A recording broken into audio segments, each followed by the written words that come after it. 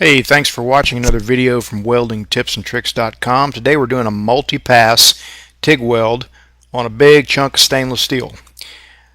I pulled this out of the scrap bin. It was cut off of a big roller that we shortened, and it's a big chunk of like 3-inch thick stainless turned down to about 2-inch, and it's just begging to put a multi-pass weld on there. It's just like a big heavy wall socket weld.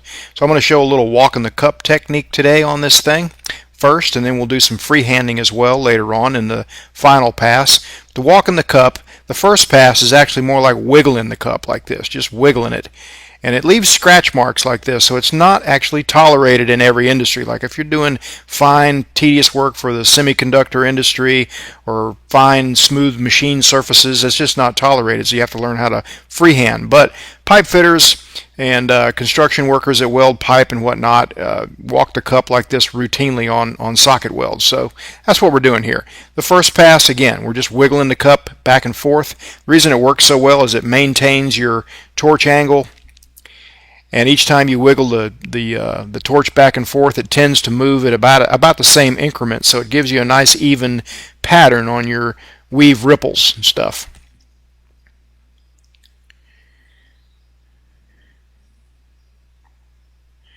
It's a good technique if nothing's in the way, and that's the key, if nothing is in your way, because you're doing a lot of movement and you're kind of, you see I'm speeding it up here. See, if there was stuff in the way, it would kind of hinder me a little bit, but I'm out here in the wide open, and it's an excellent technique to use in the wide open. Now we'll put the second pass on there, and the second pass is not just wiggling the cup. You're more like, it's like you were walking a 55-gallon drum across the floor back and forth. So you roll it one way, and then you kind of have to tilt it the other way and then roll it back the other way. So if you've ever done that, you'll know what I'm talking about. If you've never done it, just get a glass and sit at your kitchen table and you can roll it, and you'll see what I'm talking about. Either way, it tends to put nice even ripples, because again, it keeps your electrode angle the same. It keeps your arc pretty tight, and each time you move it, your tendency is to move it at about the same increment each time, and so your travel speed's even, and it makes your ripples even. It's a good technique. It's just not always possible to do it. Alright, there's a total of 3 passes, a root pass and then 2 passes on top of that. Now there are times when that wouldn't be enough, so we're going to go ahead and put 3 more beads on this. Now I'm using a rigid 17 air-cooled torch here. Not my favorite style torch, but sometimes you got to live with what you got. You can see I got to position my hand here to get the right angle, or if I'm coming in from this angle, I've got to, it's not a flex head, so I can't just get any angle I want, in other words. But you make do. This is another way of propping to make it around a joint like this. Okay, before we do the rest of it, this is a time for a TIG finger commercial. Now, you know, I make videos every week. I go to a lot of effort to do it, and the only way I can keep doing it is to make a buck every now and then. So I'm promoting my TIG finger this week. That's my main product. Let me show you a few instances where it's good, and we'll get back to the rest of the video. Small diameter tubing like this, where you can't walk the cup, it excels. If you're a student and you're doing a bunch of joints like this aluminum joint that gets hot really quick, it's hard to prop, it's hard to find a place to prop, it just slides right up like new money. Lets you make the weld. You don't have to prop 2x4s or 4x4s up to prop your elbow on.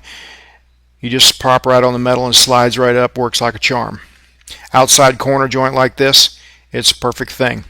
See, I'm going to prop up here, turn the torch upside down and prop with my pinky. That's just one way of doing it. And it lets me move right on up that outside corner joint. Real nice.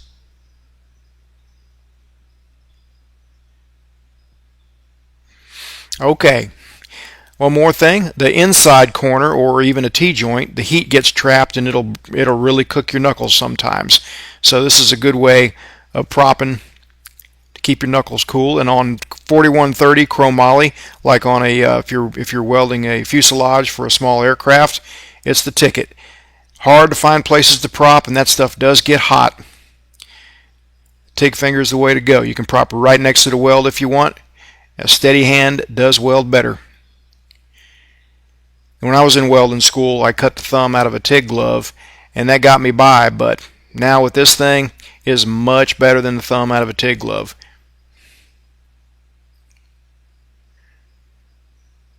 Just some chromoly coped joints right here. I also even use it on stick welding sometimes for a joint like small diameter pipe on a 6G. But okay, that's enough for the commercial. We're back to the real deal now. Now, you said I didn't really care for that other torch. This torch is the bomb. It's a CK Flex Lock. This is an air-cooled 17 style. The red thing there is actually a gas valve. I'm not using it today because I've got a machine that doesn't require that. But you see, I can get any angle I want. Absolutely any angle I want with the Flex Lock torch. So if I want to prop like this, I got a real favorable angle there. You can see that I've got the stubby gas lens kit on this thing again. So this 17 style torch here actually feels more like a 9 air cooled as far as the size and the what you can do with it. Now if I want to come in at it from this angle, that's no problem either. I just changed the swivel thing there, and I got a good angle this way. All right, we're about to show the arc shots on the next 3 passes.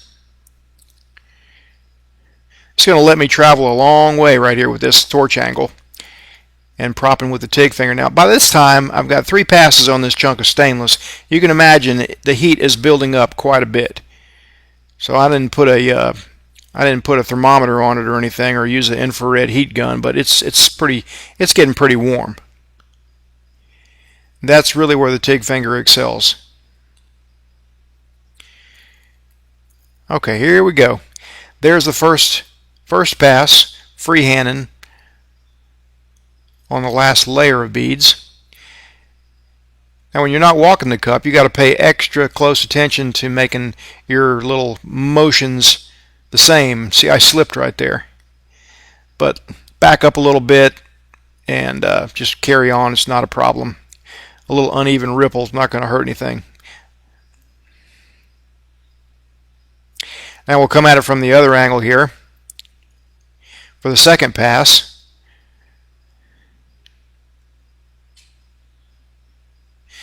And again, I'm using a 1/8 filler rod here. I use 130 amps all the way out. I'm using a 3/32, which is a 2.4 millimeter electrode, 2% thoriated. I just happen to pick up a thoriated. I generally use 2% lanthanated for everything. And I'm using 20 CFH on the argon flow meter with a number 7 gas lens cup here. And that's the final cover pass. Okay, that's it for today. If you're watching this on YouTube, you can click on the blue link in the description box under the YouTube video, and you will go to a page that looks like this where you can get your TIG fingers. So order them now, and thanks for watching. Visit Welding Tips and Tricks and welding-tv.com.